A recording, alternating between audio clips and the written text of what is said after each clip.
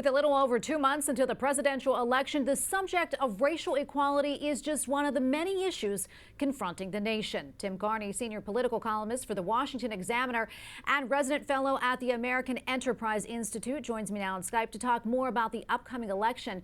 Tim, welcome back. Good to see you. Last night, there was a gathering of a different sort outside of the White House where President Trump accepted the Republican nomination. I know you were there last night.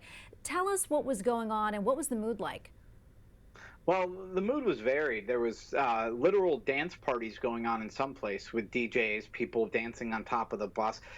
There were people waving Biden flags, chanting Black Lives Matter, but there were also a lot of people who were just angry. I would call them anarchists, and it really came to a head after midnight. That's when the guests on the South Lawn started leaving the White House compound, and it was all walled in, the many blocks around the White House. But when these people started walking to their cars, to their hotels, that's when they got surrounded by very angry crowds. Now, I didn't personally see any actual violence, but I did see intimidation. I did see yelling. I saw a young man sprint up, clap his hands, and give the middle finger to literally a little old lady with white hair walking with her husband. And so it was definitely an angry scene. And later in the night, there was some violence in the circle around Senator Rand Paul. So it was certainly not pretty after midnight. Tim, what do you think this says, if anything, about the divisions within our country going into the election? Well, certainly, I don't think the sort of anarchists and the nearly violent people around the White House represent the average or a very large portion of Joe Biden's base. I do think, though, that Donald Trump evokes stronger emotions than any president in our lifetime, both negative and positive. And you are going to see that, especially Labor Day comes around, these campaigns heat up, and you're going to have all sorts of media coverage. You're going to have all sorts of complaints about the media coverage. And I do think we're going to have a more tense election than any election in my lifetime. We've had 2 weeks of conventions now and speeches that presented vastly different views of what America will look like depending on who's in office.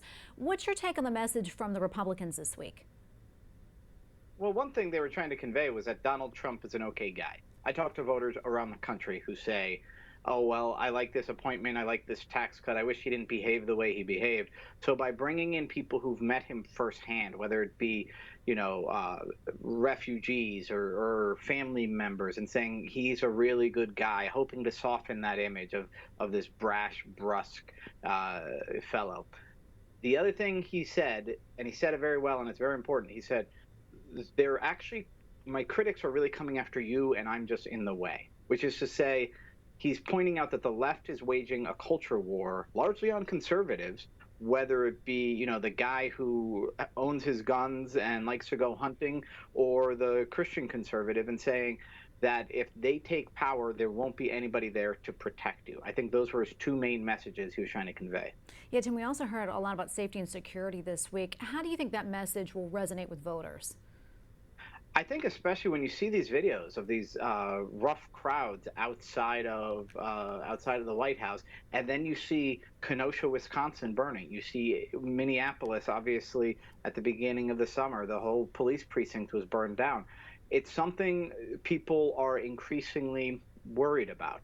And Democrats didn't think it would come back on them because, after all, Donald Trump's the incumbent. But clearly, in the last few days, Democrats have seen polls that have said that the violence is really hurting Joe Biden and other Democrats. That's why they're trying to make comments. The question is whether they can actually stop it. I think whatever comments Democrats make won't help as long as the violence and the burning and the looting keeps going on.